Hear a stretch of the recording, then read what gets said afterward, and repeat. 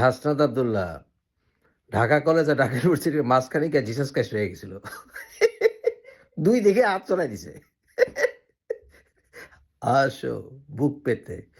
তারপরে তাকে বুয়া, বুয়া কইল সবাই। যে বুয়া, বুয়া। বুয়া, বুয়া কয়ে যে কুয়ায় ফালাই নাই। এটাই তো যথেষ্ট। এখন আমি তো ঢাকা কলেজের ছাত্রও ছিলাম, ঢাকা ইউনিভার্সিটির ছাত্রও ছিলাম।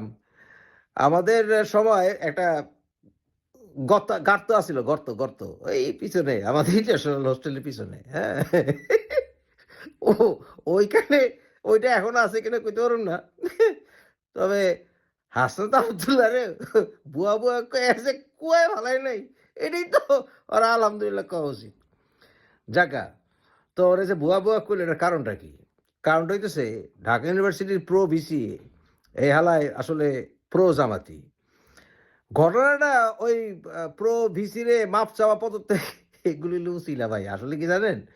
ছাত্রদল আর ছাত্রলীগ তারা এখন মোটামুটি একলগে হইয়া এই হাসনাত আব্দুল্লাহ মাবদুল্লাহকেও ঢাকা ইউনিভার্সিটি আসা বন্ধ করবো সমন্বয়কারী গো জায়গায় পৌঁছাই দিবে। জায়গা মতো দিছিল আর টইলে। এখন জায়গা কইতে হাসনাত আব্দুল্লাহ সার্জিস আলমের তো ফেনা উঠে মুখ দিয়া। আরো অনেক জায়গাতে ফেনা উঠবে ঠিক মতো খাইলে। জাগা এনিওয়ে এই সমন্বয়কারীরা এখন বিপদে পড়ছে। বিপদে কেমনে পড়ছে জানেন?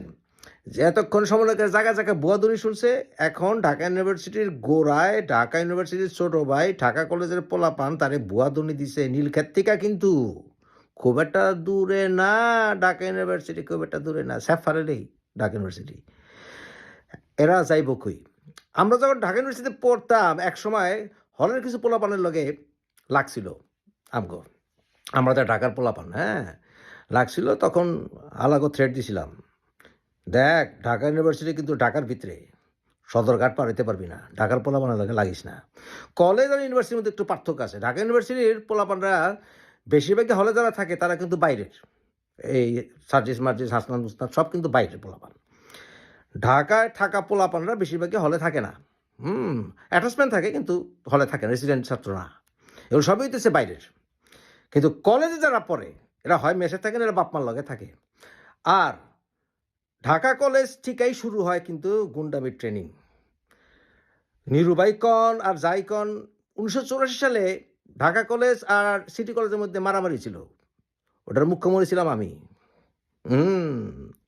যাকা এখন এই সময় কিন্তু আমরা জানি যে হালকা ট্রেনিং হয় পুরান ঢাকা থেকে। বিশেষ করে আমাদের সময় ওই হাজারবাগের বড় ভাইরা আঙ্গুর একটু সাহায্য সহযোগিতা করতো। আবার একটু তাণ্ডব করে মারামারি হালকা গুতাগুতি করে বা তাকে পুরান ঢাকায় গিয়া আঙ্গুরে বিরিয়ানি খাওয়াইতো।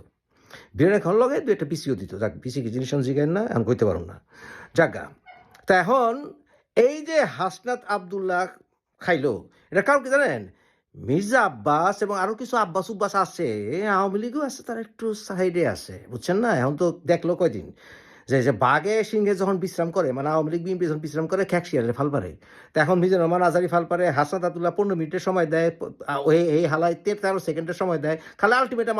এখন তারা উল্টা আলটিমেটাম দিছে কলেজে পোলাপান যে চারিদিক থেকে 7টা কলেজ ঢাকা ইউনিভার্সিটি ঘেরাও করছে। মূল টার্গেটটা কি জানেন?